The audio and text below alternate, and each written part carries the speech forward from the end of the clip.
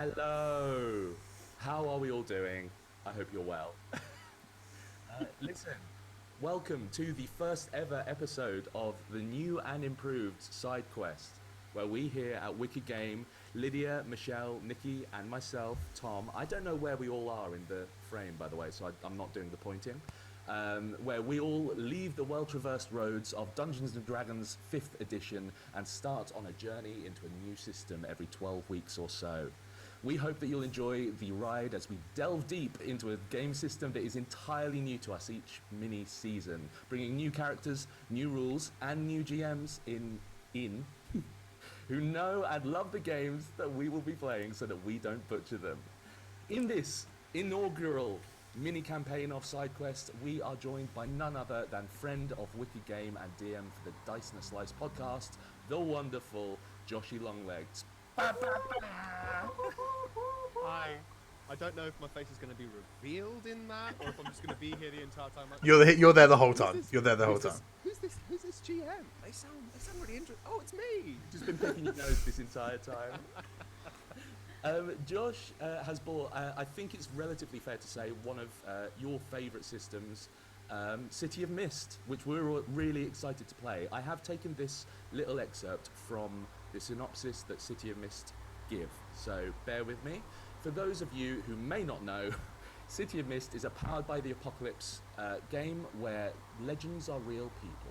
Heroes, tricksters, and monsters are reborn inside ordinary people, regular Joes and Janes, who gain supernatural powers connected to their legendary alter egos.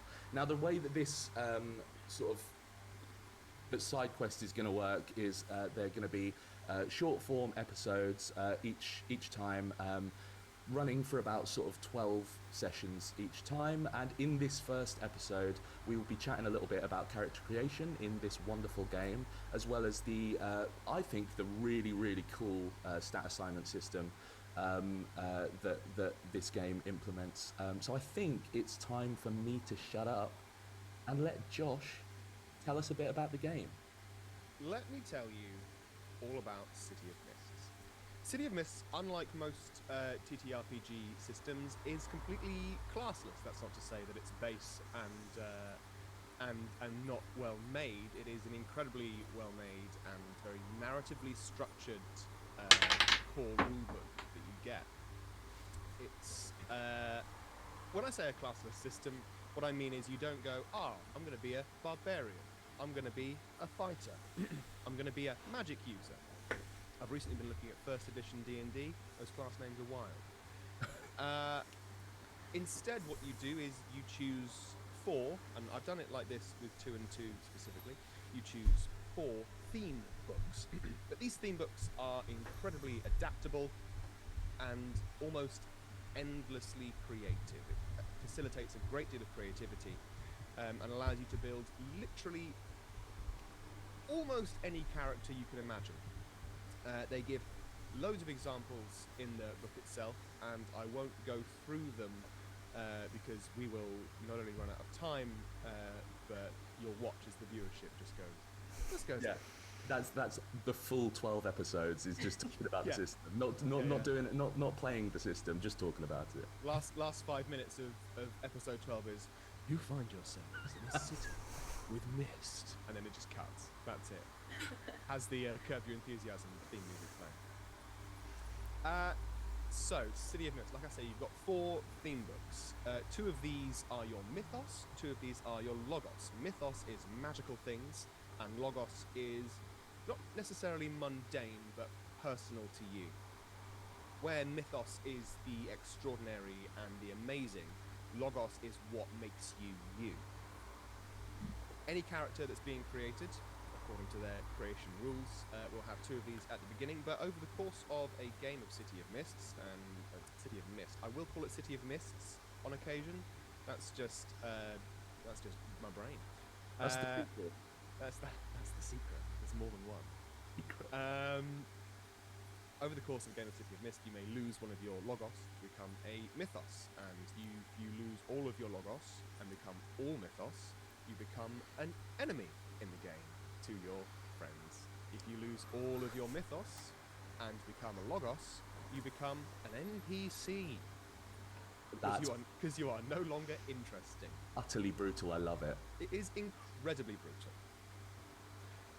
When you are creating your character, because really it's the character creation that's the interesting bit, you will, like I say, choose 2 mythos, 2 logos. The mythos are divided into these main categories, inside each of which there's a load of little fiddly things that you can change completely at your own whims. There is a Bastion theme. Your Bastion theme generally will be for defending yourself or others, but that can be physically, like your archetypal barbarian, but it could also be, you could be a really good lawyer with the Bastion theme, and suddenly your knowledge of the law is what is protecting you and your friends. That's cool. You can have divination. Divination, as the name would suggest, is all about divining things, seeing the future, seeing the past. And I think of all of the mythos themes, that one is the most implicit about what it does, but it can give you things to communicate with people. And again, I am limited by my own creativity. The examples that they have here are clairvoyance, special senses. So I once made a character whose divination theme was all about being able to hear really well. And what divination also does is it gives boosts to your own mundane things as well. So he just had really good hearing, but could also hear like the flow of magic through the city that we were in. That's cool. Very cool. You can do all sorts of weird stuff. There's expression, which I would describe as your sort of, if you want to be a heavy hitter, you will take an expression theme.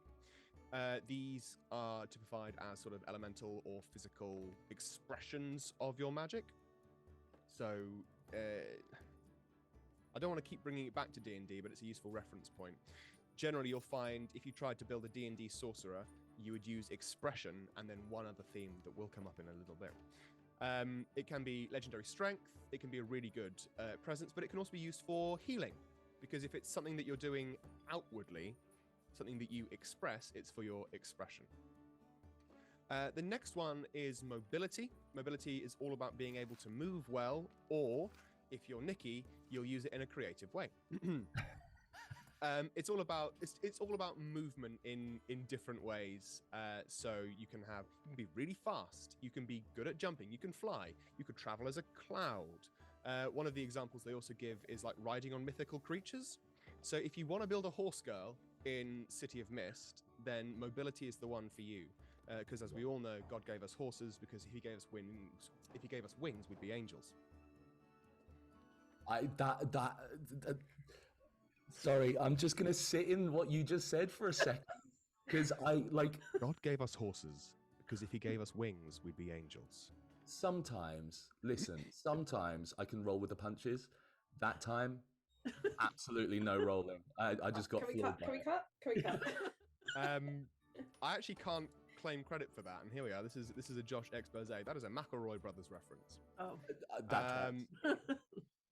I do like horses though. Sorry, Nikki. Next is relic. A relic can be a magical weapon, a piece of armor, a cool ring. If you've got a GM that likes giving you rings, you might make a character all about the different rings that your GM has given you. I don't know what you're talking about. Shut up. But generally speaking, it is a thing what is magical, and it gives you the powers. You could do a Sailor Moon thing quite easily with a relic. Next, I'll talk about subversion. Subversion is anything I would describe as roguish. So if you were trying to physically be a stealthy character, if you wanted to make someone who's good at making illusions, that's a good shout. It could be someone who has a relic or an item that is an invisibility cloak, but you want to make your theme specifically about the subversive side of that invisibility cloak. This is another way to do it, which does slightly segue me onto the flexibility of this system. Just because it's outlined in one of the theme books doesn't mean you can't achieve it in another one. You just might not achieve what you want, but you will get something very interesting and creative out of it. Subversion is also very good for someone who might be a fast talker. Like, I can't think of the word. I want to say like a charlatan. Someone who comes up to you, they do a pitch, or they'll be talking to you and they'll say, oh, there's nothing up my sleeves, and they've stolen your wallet and your kidney. that sort of thing, or someone who is very good at not giving information while talking a lot. You'll notice I do a lot of that. Not true. Be nice. The last one, I believe, hope I've not missed any because I've been going through the book, is adaptation, which is sometimes referred to as adaption in the book.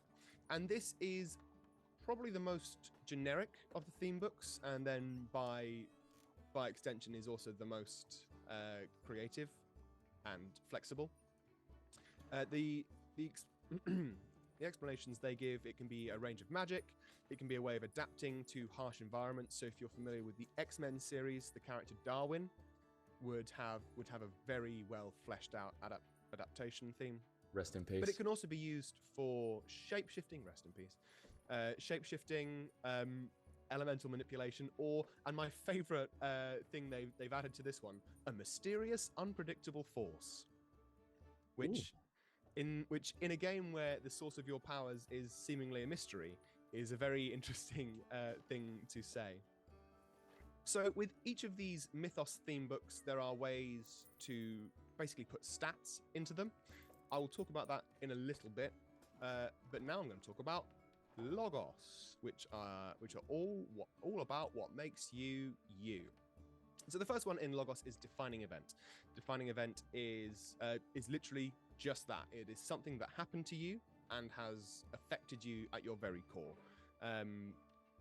That is not necessarily something that resonates with everyone, but examples of this can be loss of a loved one, something big happening, like for example, like a fire, like a house fire can be a defining event. A sudden realization, so if you're playing a scientist, like a cerebral character, their defining event can be how they discovered the secrets of time travel. They even suggest a 15 minutes of fame, which I really quite like for like a very vapid social character. It was like, I was on TikTok Live and I did have 2 million views. And that suddenly becomes like a core of their personality. I think you'll find I had 265 views on a TikTok, so I'm pretty famous right now. Defining relationship is the next one. And defining relationship, a lot of these Logos ones are much less open to interpretation, but are very open to having stuff planted straight on them, which is the nice sort of variety you get between Mythos and Logos. So with defining relationship, they suggest a love interest, someone who's dependent on you, a family member, a teacher or a mentor, a team or a gang can be a good one. And they even suggest a nemesis. And nemesis is interesting. It's an interesting choice of words for them to suggest that, because in City of Mist, there is a nemesis mechanic, which I will circle back to. Oh, please do. That sounds good. The next one is mission. So this is sort of what drives your character forwards. The examples they give: philanthropy or good doing, revenge, a sworn oath, or an unbreakable promise. So if you were making a paladin character in the traditional sort of D&D sense, you'd probably go for a mission and assign all of your stats to that. It can be an obsession, it can be an act of conscience, it can even just be a political goal. Mission is nice. It sort of just it's like built-in motivation. Like with a paladin in 5e, or even a warlock, to be honest, in 5e, you get that built-in character and motivation. The next one is personality, which is always a really good one to go for if you are new to the game and you don't know where to start, but you've got a very clear idea in your head of who your character is. And this literally asks you about character traits and quirks and temperament and what they like, what their habits are, their lifestyle, all kinds of things like that. This one, for me, is the most broad strokes of the Logos themes. And again, like adaptation, because it's broad, you can be really creative with it and create things that are unusual and interesting. Next one along is possessions. That's just stuff what you have. This is the mundane version of the relics tag. The very first example they give is lots of guns. But it can be anything. It could be like a thieves' tools set or a vehicle, trinkets, odds and ends, that sort of thing. Just buttons. Dolls? Just buttons. Dolls, haunted dolls. Well, no, because haunted dolls would probably be relic. But Yeah. but the unhaunted dolls. So if you took a relic theme and a possessions theme, the relic theme could be haunted doll. The possessions theme could be doll. Empty dolls. Empty dolls. This one's a dud. This one though, this one's gonna fuck you up. You put them both down on the table, you turn around, you can't remember which one was which. I took 100 haunted dolls and put all of the ghosts in this one doll. I still have the 99 empty dolls, but this baby can fit so many dead spirits in it. Superpower. Now just collector's items. Do you know what I mean? Yeah. Like, And please do make sure you pick up the companion one-page TTRPG for this, which is You Are 100 Haunted Dolls by Nicky Ellison. Next one is routine. So that can be a job, that can be a political position, a role in an organization, a time-consuming hobby, daily survival, or my favorite suggestion for this, just bumming around. That's what they've put in there. That's the core of my personality. Right? Just around. I like to bum around and have a little treat. Yeah. The next one is training. This can be education. It can be like combat martial arts training. It can be science. You can even put in things that are, again, broad stroke. They suggest jack of all trades as one of them. So if in D&D 5e you like to play a bard because they're good at everything, or a rogue because they're good at everything, in your training you can have jack of all trades, and one of the stats you put in there can literally just be I'm good at everything. And If you were making a Cockney, you would do this, and you went School of Hard Knocks. Yeah, School of Hard Knocks. Yeah. Exactly that. And that is all of the different theme books that you can have. As I can say, you would choose 2 of the Mythos and 2 of the Logos. And the book does a really good example of giving you ideas and things you can work with, and how to develop that. Now, there is a lot in City of Mist, and I'm not going to explain all of it in this opening thing. I just wanted to explain the theme books, and I will briefly touch on the different moves. Then we're going to build our crew theme together. ooh. And that will give examples to you, the lovely viewer at home, give examples of how you would create a character. Now, we'll be creating the crew theme in City of Mist. You always have a crew theme, and these are stats that are shared by everyone who's playing. And you will have your own personal themes as well.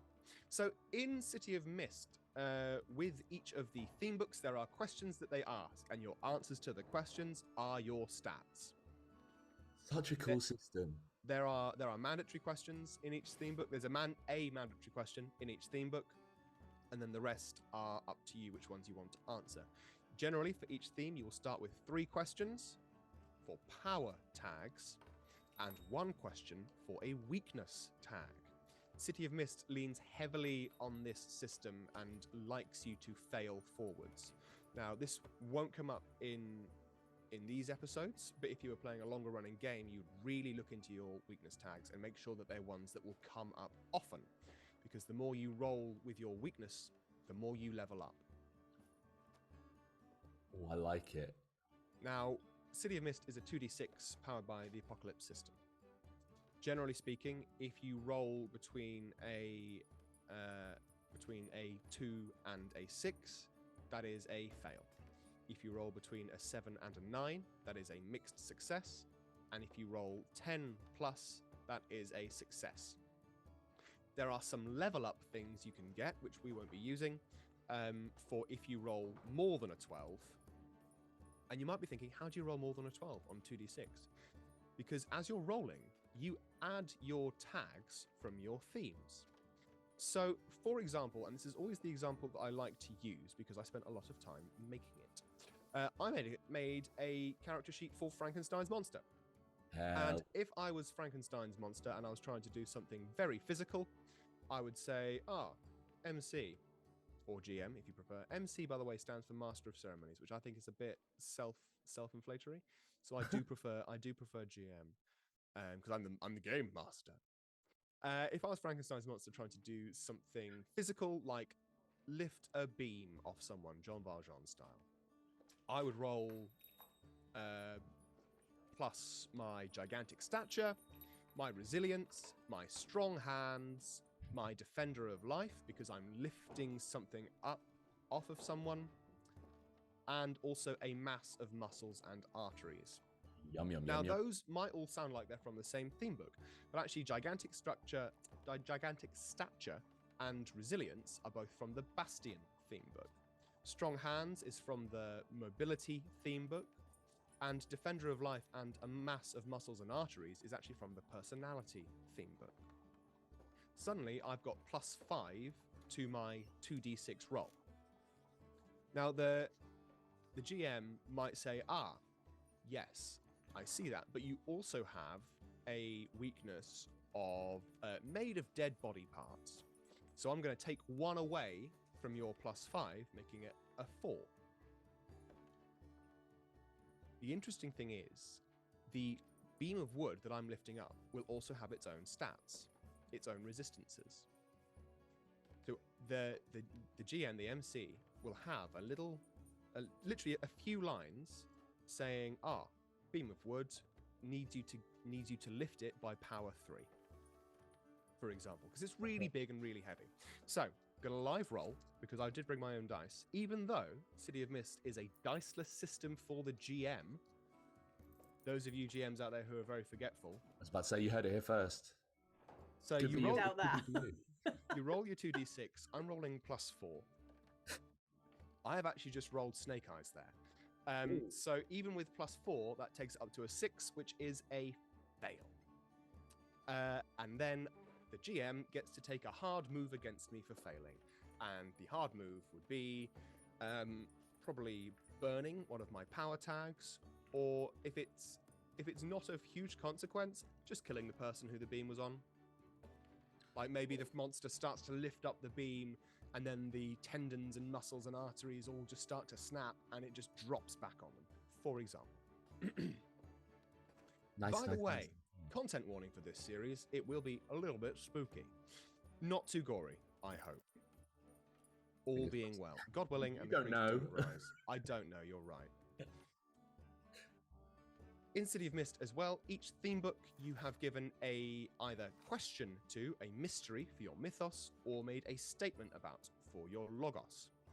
If you act in a way that would be counterproductive to you answering that question, or goes against your statement of yourself, your theme book will take a crack. If you crack your theme book 3 times, you will lose that theme book. And you will start a new one in the opposite set of theme books. So if you crack a mythos, you create a new logos. If you crack a logos, you create a new mythos. Which is why when I said earlier, you can start off with 2 of each, but eventually have 3 of one or 3 of the other. That's how that works. The onus is then on you to act against your character's interests, either their personality statements or their questions, to try and get back to that level heading, just as safety. Or you can be wild if you want, and be very magical and not very human. Interesting. Also, when you crack a theme book, you create a nemesis. And that will be related to the theme book that was cracked, but it doesn't have to be. It all depends on the GM. Okay. So that's how theme books work in a very loose sense. There is a set of different moves. The way that City of Mist works is you don't say, I'd like to do this move. You describe what you are trying to achieve and how you try to achieve it. And then the GM says, okay, I think this action or this move is the best one for you. We've got Change the Game, which is a general... it is literally as it sounds. You use your abilities to give yourself or your allies an advantage. That can be changing the environment or buffing someone. There's Convince, which is used for most social things. There is Face Danger, which is your abilities to avoid an incoming hit, endure harm, resist influence, or hold it together. Often used in response to a roll going badly. So if you fail a roll, the GM might then ask you to face danger to try and withstand the negative effects of what is coming at you. There's Go Toe to Toe, which on the face of it can be used for combat. as it suggests, but is also really good for social situations as well. If you're having a debate with someone, or if you're trying to convince someone of something in a way that the convince roll doesn't work, going toe-to-toe means that you can try and wear each other down until you are either in an advantageous or disadvantageous situation. There's hit with all you've got, which is a bit like go toe-to-toe, but better. You can only do a hit with all you've got when you've got a clear shot and there is nothing hindering you. So, for example, if previously you have used a go toe-to-toe and you managed to knock someone onto the floor, you can then use a hit with all you've got to really batter them. This makes your attacks more powerful. It is one of the few moves in this game that is not so flexible and is focused on just power, just affecting the environment and people around you. There is Investigate, which you use your tags. So when you're rolling Investigate, you list all the different things you have that are helping you with your investigation, and then you get a number of questions equal to those tags. These are called clues. You get a number of clues equal to your power. And the GM answers them to the best of their ability. If you get a 10+, on a 7 to 9, that's where things get interesting, as with all of these. There's then Sneak Around, which is to sneak physically or sneak socially. Take the Risk, which is a very interesting, juicy one. Take the Risk is when you want to perform a daring, risky, or outright stupid feat. Can't imagine us doing that at all. Yeah. On a 10+, for a Take the Risk, you achieve it. Anything less than that, things get messy or really messy.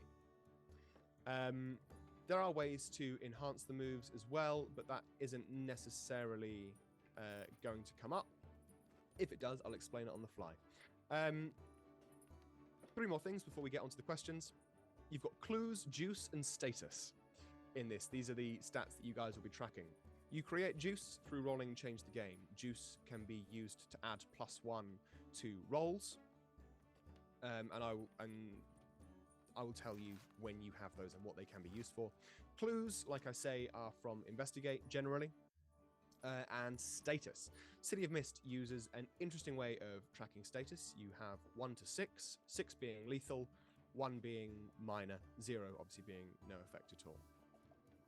And the way things level up is that you are affected by the amount of power something has. So if something hits you with power 3, you will take a tier 3 status. If you are hit with that power 3 again, your status will be 3.1. And that goes up to 3.2. If they hit you with that power 3 when you're at 3.2, your status goes up to 4. And that's sort of how that works. Okay. So if there is some confusing and complicated counting, if at any point today I go, okay, 4.3, 4.2, 4.14, 3.2, 3.1, that's why I'm doing that.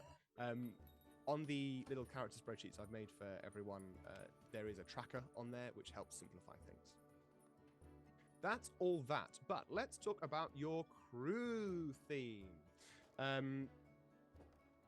So in a crew theme, in any theme, there are a series of questions that you ask. Now, I have 4 players, so I am going to ask 4 questions, 1 to each of them, and we've not even gotten into your characters yet, but we will do that in episode 2. Ooh. So, crew theme. Ba-dum-bum, ba-dum-bum. Do apologise. I've been scrolling through the PDF, and I've actually lost where my bookmark was. Listen, it's a very warm day, and you're doing fantastically. We love to see it. It's a very warm day, and I'm a very warm guy. So, who would like to go first? Somebody has to, or I will choose someone. I'll go first. Oh yeah, you go. Nikki goes first. Nikki, how do you and your crew help, assist, or support one another? I think. Question for Nikki. This is good. I think we talk to each other a lot. I think it's more of a like it's you know, maybe outwardly looking quite pathetic, but I think like we do like sit around the table, maybe drinking, and just kind of like talk. You know, like what they did back then Yeah. in I'm pubs. going to condense that to 2 words: open communication. This will help you if you guys are trying to communicate something confusing, for example, or if you're trying to sort of second guess what someone is doing. Who's next? Go on, one of you two can go. I'm writing. Yeah. Oh, Lydia can go next. Yeah, Okay. Lydia can go next. Lydia. What special sources of information do your crew have? Mustard.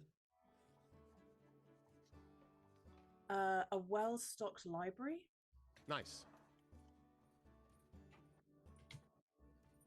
Perfect. Tom or Michelle, I'll go. what approach or tactic do you share in tackling challenges? Ooh. Ooh.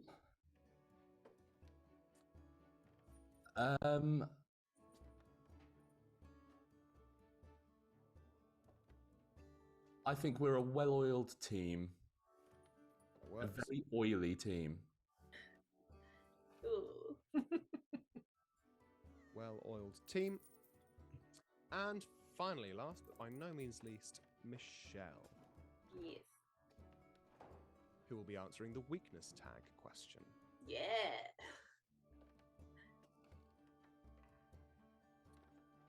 What? No, different one. How do you get each other into trouble? Ooh.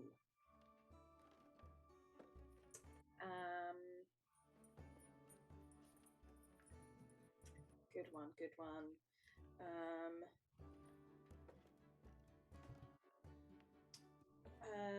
I think we sort of gas each other up. You know what I mean? Like Overexcitable, perhaps? overexcitable, yes. Although I love the idea of you guys just bellowing Yas Queen at each other. That is- Yeah. I'm just thinking about the character I have in mind. It's the funniest thing. I didn't necessarily mean like that, but yeah. Overconfident, maybe. Oh, overconfident, that's good. Yeah. That's good. I like that. Oddly, strangely common theme with people going from 5e to City of Mist.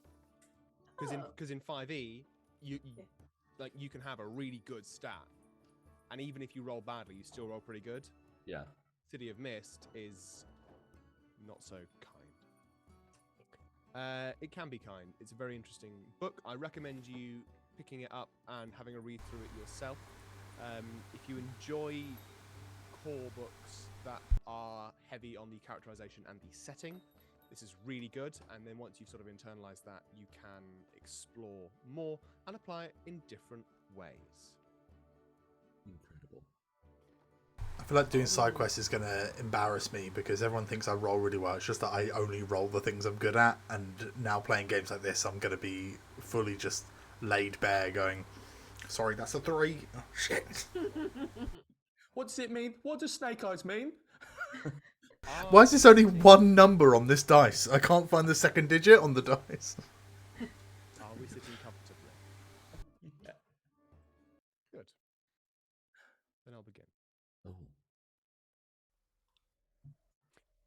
Bungie, a small town on the edge of the Norfolk-Suffolk border. 1577, a common year, starting on a Tuesday.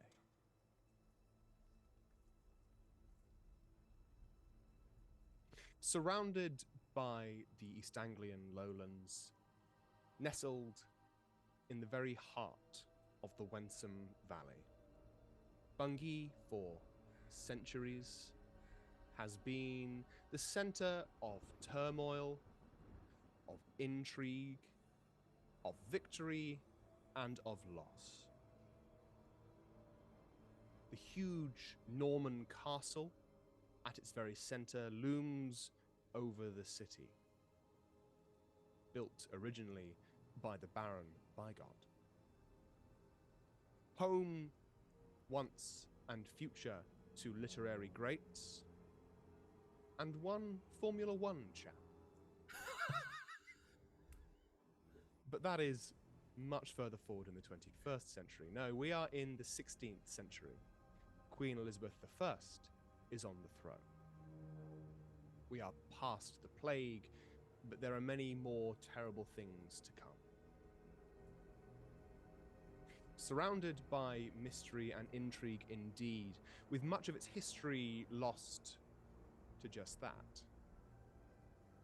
Saxons, Vikings, Celts, all have staked a claim in Bungie, but few have been able to hold it for any time of significance. At least significant to those who live much longer than a human.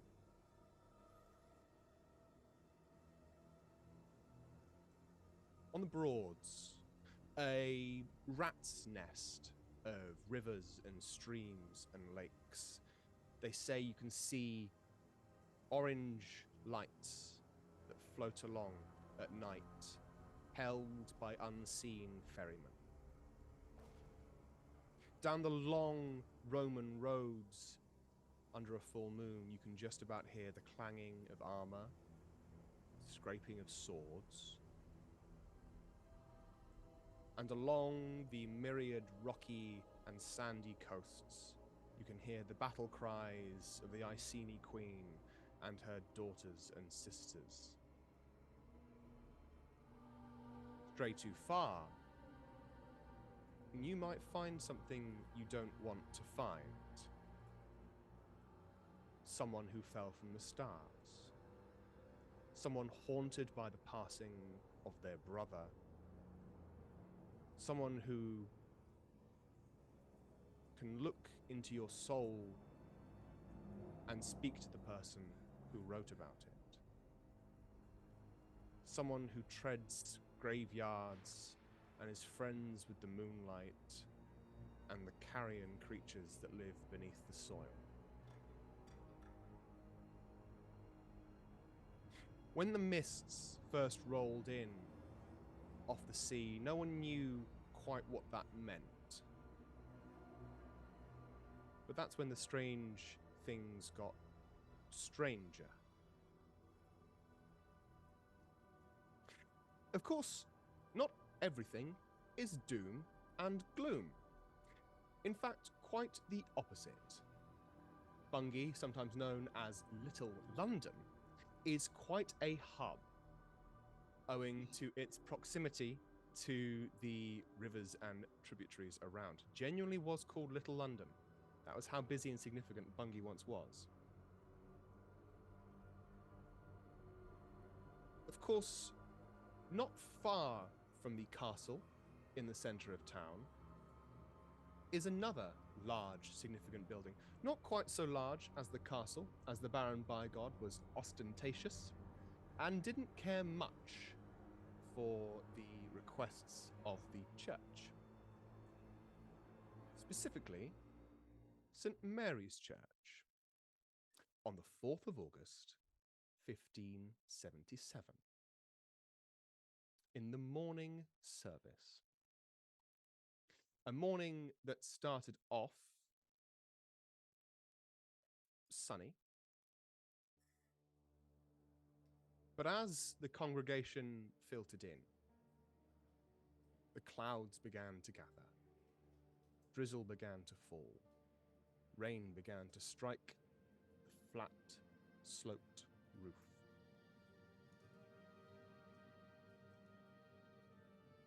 At the head of the church is a couple, Thomas Marlborough and Adelaide Weston, receiving a blessing from the Reverend Abraham Fleming. They are to be wed soon. This blessing is all important.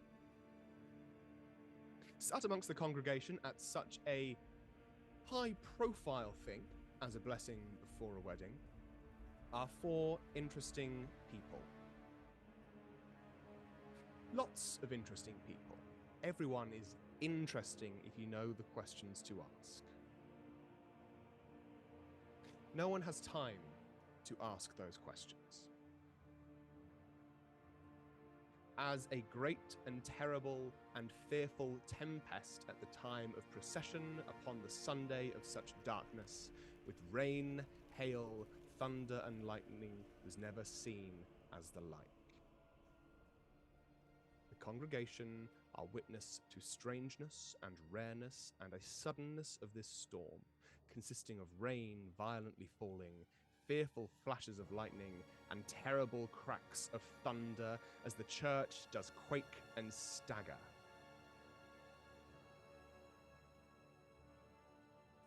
That is the end of episode 1. Just hanging out in a church storm. This is gonna be good. Yeah. Join us next episode, guys, where we find out who we are and also what on earth is going on. This time next week, same place. Nope, And it's on YouTube. that's what I meant. This will be on YouTube. You know what I mean? It is on YouTube. What it will be, it is on YouTube. It is. It's there. That's where we all are. Bye.